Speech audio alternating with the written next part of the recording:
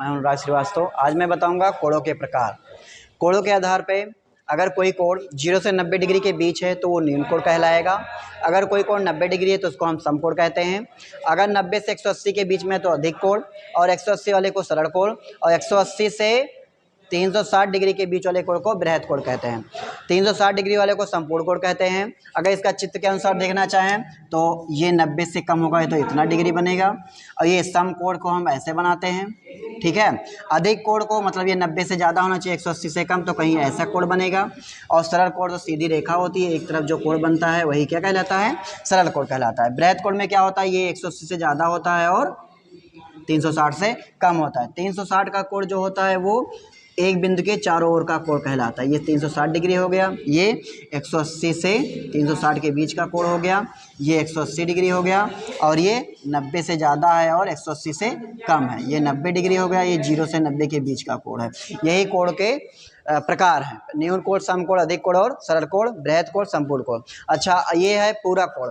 पूरक कोण वो कोण कहलाते हैं अगर दो कोणों का योग 90 डिग्री होता है तो वो एक दूसरे के पूरक कहलाते हैं। जैसे मान लीजिए कि 47 डिग्री कोई कोण है और उसमें हम 43 डिग्री कोण जोड़ते हैं तो ये कितना आ जा रहा है, 90 डिग्री। तो हम कह सकते हैं कि ये पहला कोण दूसरे कोण का पूरक है या दूसरा कोण पहले कोण का पूरक है। ठीक है।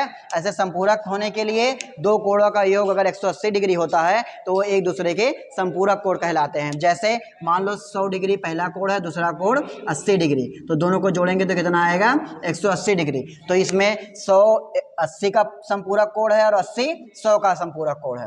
रैखिक युग्म के बारे में बात करते हैं बच्चों। रैखिक युग्म कोण तभी कहलाएंगे जैसे मान लीजिए कोई रेखा पे एक रेखा है जो एक्स तथा वाई एंगल बना रहा है। अब अगर हम इन दोनों को जोड़ते हैं 180 डिग्री आ जाता है तो ये रैखिक युग्म बना रहे हैं। ठीक है। तो मतलब x प्लस वाई बराबर अगर 180 डिग्री। अब हम सीखते हैं बच्चों कि कोणों को कैसे पहचाने की कौन सा कोण है। जैसे 40 डिग्री है तो ये 0 से ज़्यादा है और 90 से कम है, तो ये कौन सा कोण होगा, न्यून कोण। कौन सा कोण होगा, न्यून कोण। ऐसे 160 डिग्री, 160 डिग्री 90 से ज़्यादा होता है और 180 से कम, तो ये कौन सा कोण होगा, अधिक कोण। क्या, अधिक कोण।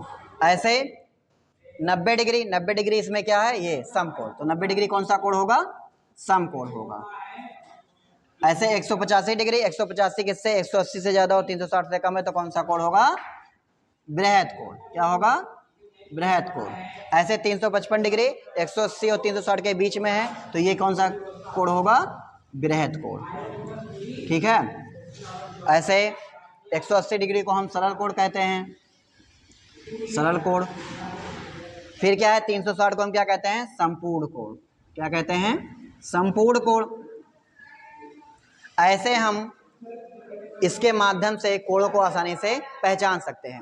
अगर कोई कह दिया जाए, मान लीजिए कि क्या 50 और 40 पूरक कोण हैं एक दूसरे के, तो कैसे हम बता सकते हैं, दोनों को जोड़ लेंगे। अगर क्या आ रहा है, 90 आ रहा है तो एक दूसरे के पूरक कोण होंगे। ऐसे संपूरक कोण है मान लीजिए, तो इसके लिए मान लीजिए 90 डिग्री और 90 डिग्री को मैंने लिया तो इसको क्या करेंगे, जोड़ेंगे। अगर 180 डिग्री आ रहा है तो एक दूसरे के क्या कहलाएंगे, संपूरक कोण कहलाएंगे। ठीक है।